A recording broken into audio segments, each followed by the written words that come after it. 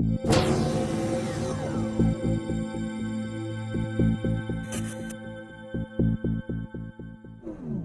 this video, the 10 worst and most common mastering mistakes.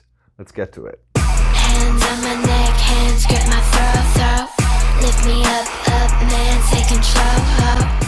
Hello everyone, welcome back to MixFest TV. Hope you're having a great day. Before we start, please check the info box down below for my mixing courses on ProMix Academy, free plugins, discounts, special offers, and if you want to support the channel. But most important, if you want to access the ever-growing library of exclusive content, in-depth mix and mastering courses and videos here on YouTube, click the join button down here. See all the perks of becoming a MixFest TV member, which also includes mix consultations with me via Skype or email. Let's get to the video. All right, this is going to be a fun video, I can already tell.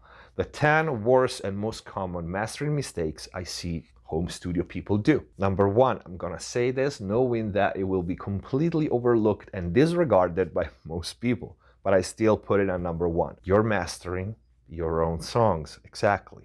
But I'm not talking about just your mixes. Your mixes is fairly common today, especially if you are a mix and mastering engineer. No, I'm not talking about that. I'm talking about the songs that you wrote, you arranged, you recorded, and then you mixed them. And now you're going to master them. This, jokes aside, invalidates completely the purpose of mastering, which would be a fresh perspective, not coming from your grandma or your girlfriend or your friends, but from a professional with experience in this job. You're missing the different and specific listening environment and monitoring system. And also, if you pick a good engineer, you're missing the chance that that engineer can not just make your track sound technically correct and sound, but add something that you were not expecting. Really express the full potential of your song and maybe add that little more. It happened more than once. Instead, you're doing it yourself. And believe me, it doesn't matter if you wait 2 days, 4, 5, a week, 2 weeks, you will never have a fresh perspective because you worked on the song in all the other stages. And if you're not a mastering engineer, most likely you don't have the right tools. And I don't want to go into the analog versus digital debate. Not today, I did it already. And not in mastering really, because today, especially in mastering, everybody pretty much uses 50% analog, 50% digital. Sometimes we master on purpose, staying in the box because it fits better a certain track. So that's not a debate for today. It's just the tools in general, which means everything, the monitoring system, the capturing devices, and yes, also some analog gear probably. There's a reason why that 50% is still covered by the analog. But anyway, the important point is that you miss the objectivity and you're also emotionally attached to your song. And you either really like how it sounds, which would be the best case scenario, because probably you're not gonna do that much, if anything, in mastering, or they are going the opposite direction because they are not mastering engineers, so they read around, they try to study, they do their best, but there's so much shit information out there that I see this happen often. People either read it somewhere on Facebook or see one of those stupid charts on Instagram, or they've been told by a friend of a friend, and you usually say something like, you have to use these processors in mastering, and it usually starts with linear phase EQ and multiband compression and mid-side processing, and then saturation and tape and exciter, and then a clipper, and then 3, 4, 5 limiters, but also make sure you don't master louder than -14 LUFS, or the loudness police will knock at your door. A video on that is coming. The problem is they start putting so much stuff on their mix, 90% of which wouldn't be needed, and they don't really even know how to use them. They put them there, not because they listen to the track and they think, I need, in this case, multiband compression, which is rarely used in mastering, by the way, because this track has a specific problem. They just put it there, and then they start tweaking until something changes. And maybe they get frustrated because they don't really know how to use it. They know they have to use it somehow. So they start tweaking until something changes, and more often than not, they end up with a setting that is not ideal, but maybe it sounds a little bit louder. And that's going to be another problem down the line. The problem in these cases is usually the master sounds worse than the mix. At that point, it would be much better not to use anything and just bring the level up in a transparent way. So mastering your own stuff would be number one. And I understand that most times is a matter of budget, but I don't really understand that, because I understand if people cannot afford a professional mix, that's a whole different ball game price-wise. But mastering is relatively cheap. I mean, if you have a song you care about, you don't even invest a couple of $100s or less to master it professionally. If instead you want to turn mastering into a profession and you're learning for that purpose, that's a different story, of course. Mistake number two, you don't level match. And this goes for mixing as well, but in mastering is even more crucial because we're talking details. Everything that is louder, our brain perceives it as better. Here's an example to give you perspective. When I first set up my mastering chain, I had a minus 0.3 dB difference between the track in the computer and the track going out and coming back in, with everything bypassed. And when I master, I always keep the original mix untouched in the project to compare. So when I was switching between the mix in the box and the mix going out to my hardware and back in with everything bypassed, the mix sounded better.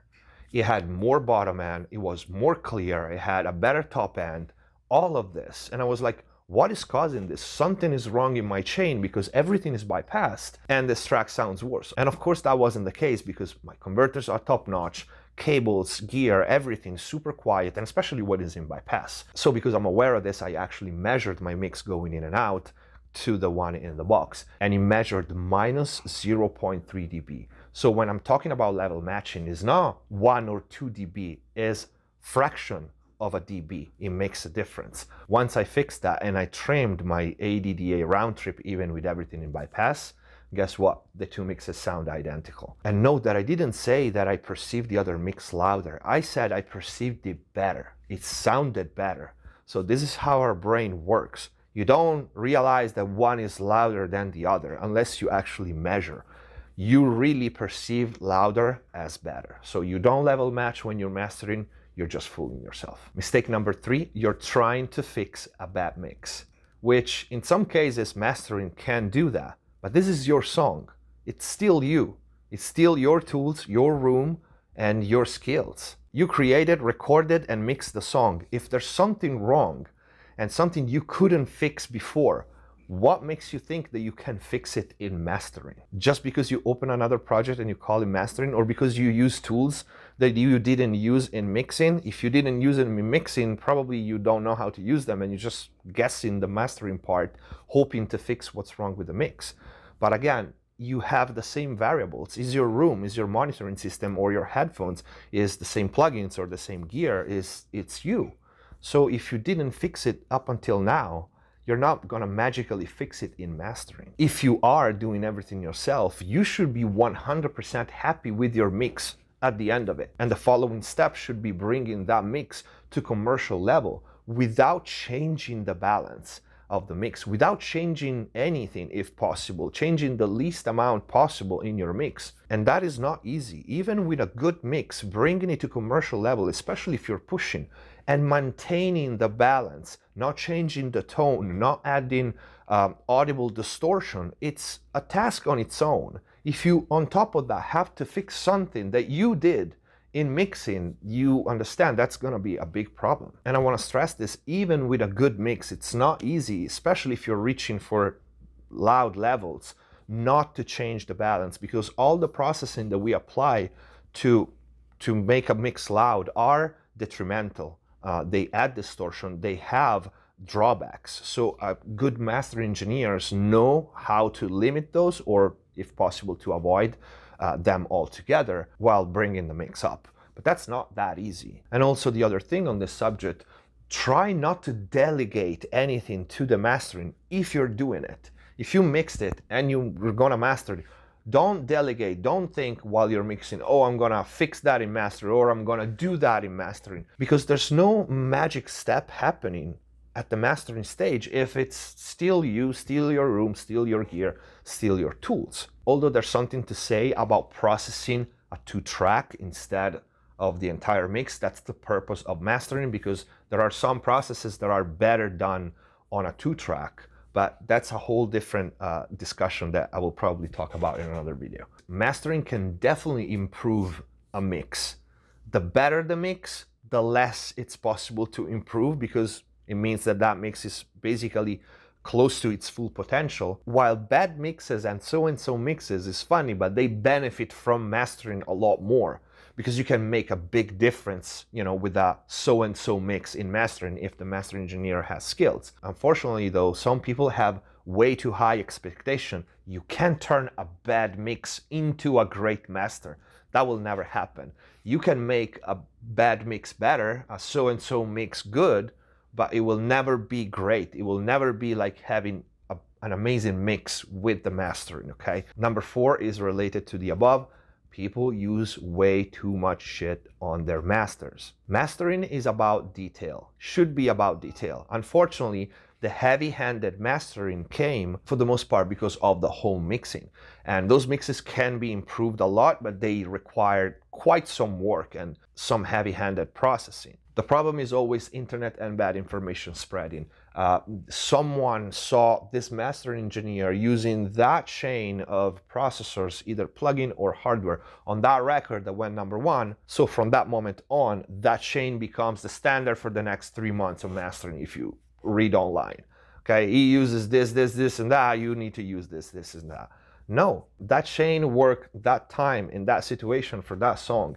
And also, it seems like the more esoteric your mastering chain is and the more complicated it is, the better. And that's where you see mid-side everything and linear phase EQ by default and multiband compressor and multiband limiters and all these crazy processes that they are used in mastering 20% of the time, maybe 10% of the time, to fix specific problems. And I'm taking multiband compression because it comes out everywhere.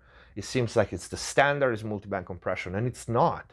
It's like 10-15% of the songs that lay on everybody's desk. They are tools that are used to fix specific problems that a mix can have, because you as a mastering engineer don't have access to the mix. So that's your last resort, because you don't want to be heavy-handed in mastering. You want to respect the mix engineer and the producer and the artist's view, first of all, and then add something more if you can, if they trust you, if you feel like you can enhance what is there after fixing the problems. But don't have the too much processing syndrome.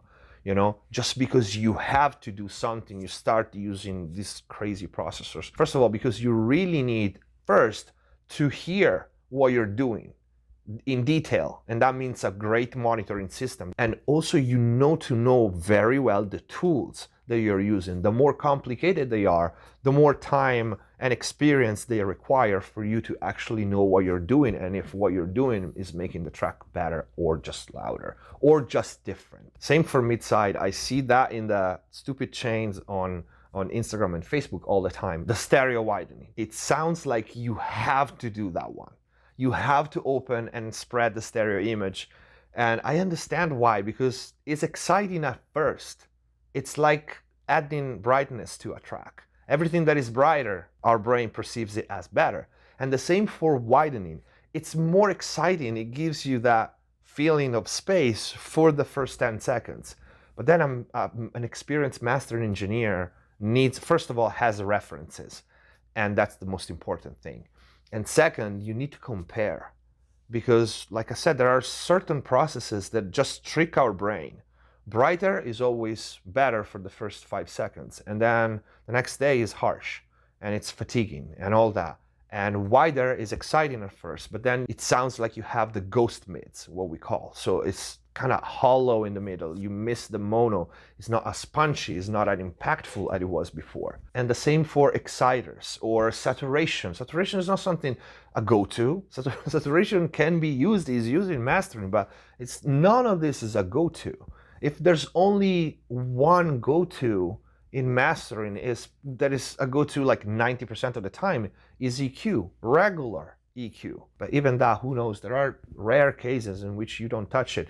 You touch the EQ 99% of the time because, again, even if you have a perfect mix and you bring it to level, those processes will change something. So you use the EQ not to change the mix, but to bring it back where it was because you had to use the tools to bring it to level. Hope it makes sense. Number 5, you jump right into processing without listening.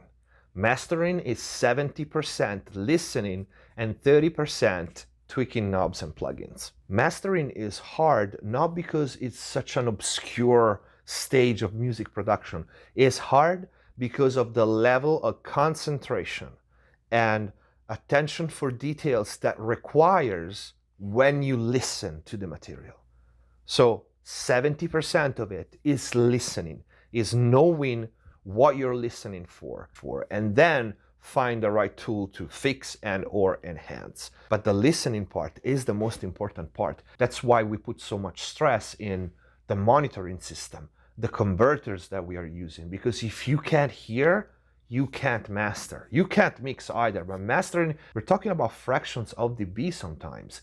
And don't start saying, oh, nobody can hear the difference out there. That is such a silly way of thinking.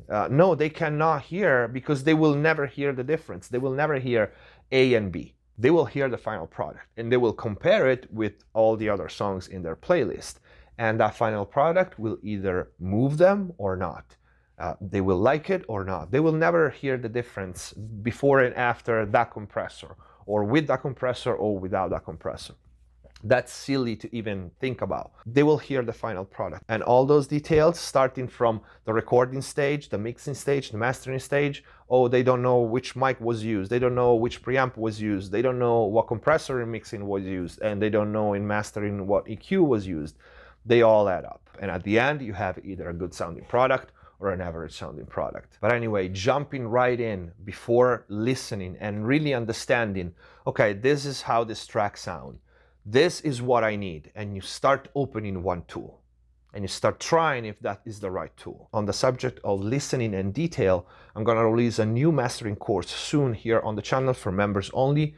That is the perfect example, is a mastering that I did for a client a few days ago. It's the perfect example of how detailed real mastering is. For that track, I had several really detail-oriented problems for which I needed very precise tools, and I needed to listen and listen and listen and try 3 types of very similar tools to pick the best one for that specific task. There was an event that was happening a couple of times in the tracks, and then there were like 4 or 5 of these. So it's the perfect example of how crazy detail mastering can be. Mistake number 6, using 4, 5, 6 reference tracks. And usually goes like that. I want the low end of that track, I like the vocals of that track, I like the top end of that, I want it clean like that one, but I want it loud like that one. Unfortunately, it doesn't work like that. It's not a patchwork. You can't do it, just as you can't do it in mixing. You know, I want that guitar sound with that drum sound, with that bass sound, and put it all together. Otherwise, it would be very easy to both mix and master it, but you can't. Because, for example, that snare is great sounding in that mix. That guitar is great sounding in that mix. So it's the mix, because there's masking, okay? We talked about this many times. And in mastering, it's the same thing. Is the mix dictates what you can and can't do in mastering. And of course, sometimes you can get like a couple of tracks for reference, right? There's nothing wrong with that. Like, I like the low end on this and everything else like this one, okay? And sometimes it happened many times to me, actually. Your masters come out better than both your references because of that, because that's what we do. We study the work of other people, and then we try to make it better, to do better. We take the best according to our taste of what we like, and we make a unique piece with that, and you know, with the client, of course. But when you start having 4 or 5 different reference tracks, it's gonna be a nightmare, because you tweak something and then you go to the other one, and now the low end is unbalanced. Your tracks sound, you know, too bright compared to that one, but you want the low end, so we need to balance the high end, which in turn is going to be too much. Just to give you perspective, it happens many times that you think, let's say, your mix or your master has too much low end, when instead is muffled. Okay, you rebalance the high end and your low end is fine. Or the opposite, you feel your track has too little low end, you start bringing it up, and all of a sudden you can't bring it to loud levels because everything starts crapping, while instead your track was too bright.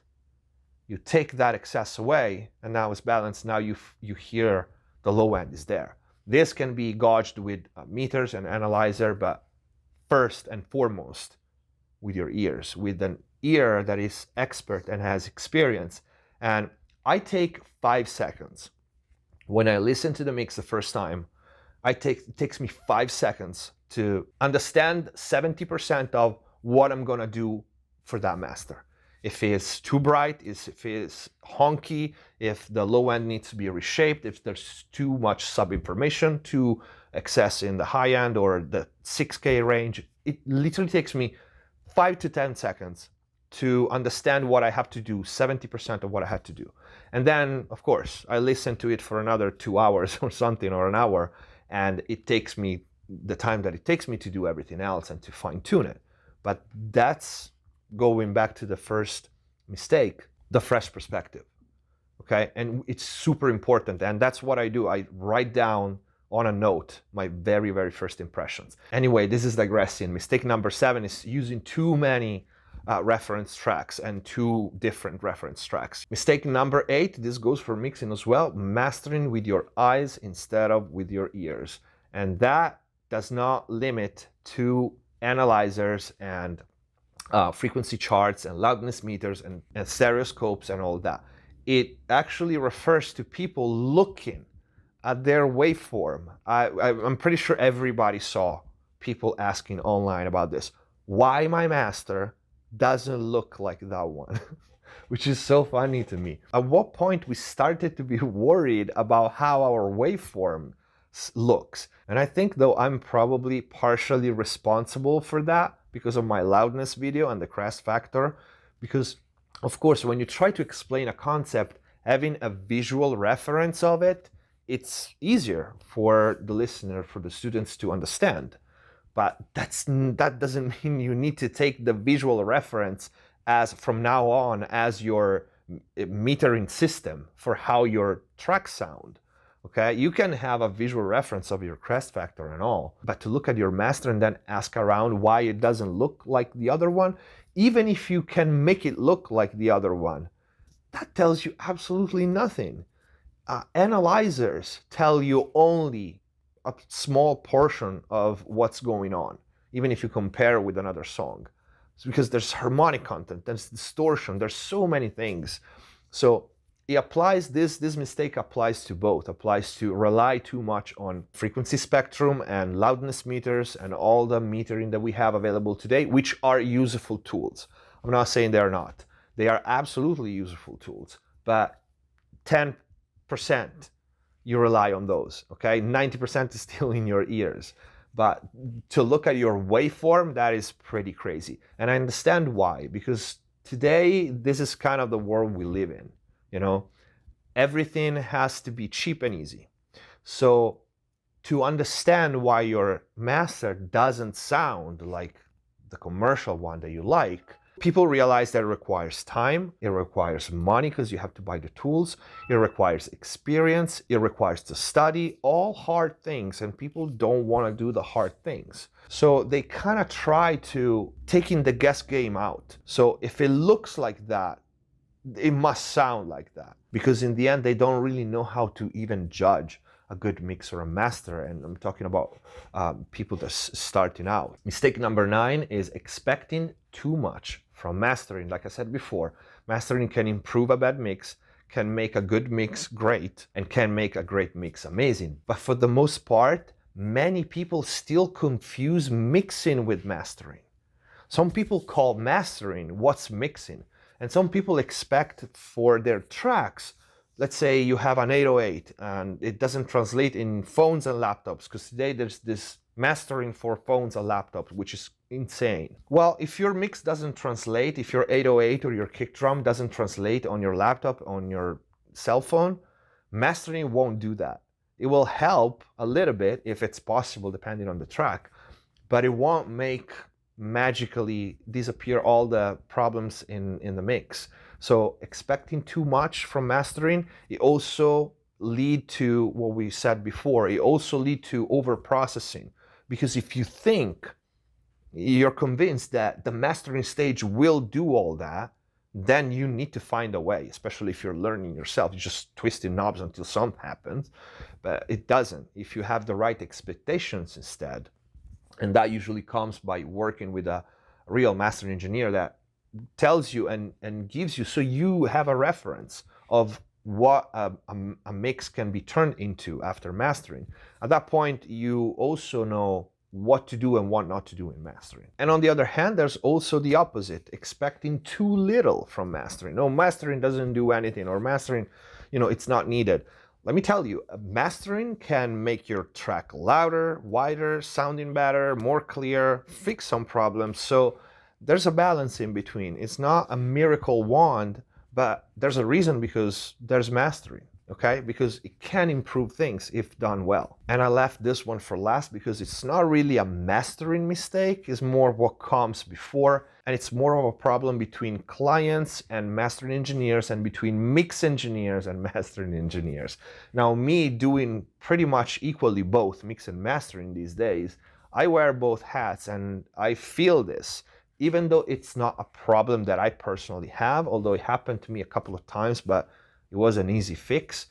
But still, it's out there and many master engineers talk about it. Is the problem of sending a test master to the master engineer that is squashed to death.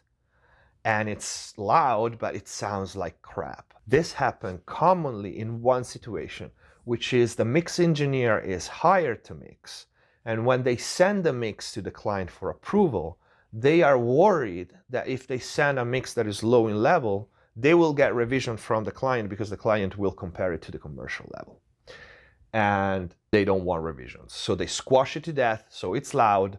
The client listens to it, and if it says, well, it's a little bit distorted and something, the mix engineer will say, well, it's not mastered. The master engineer will do that.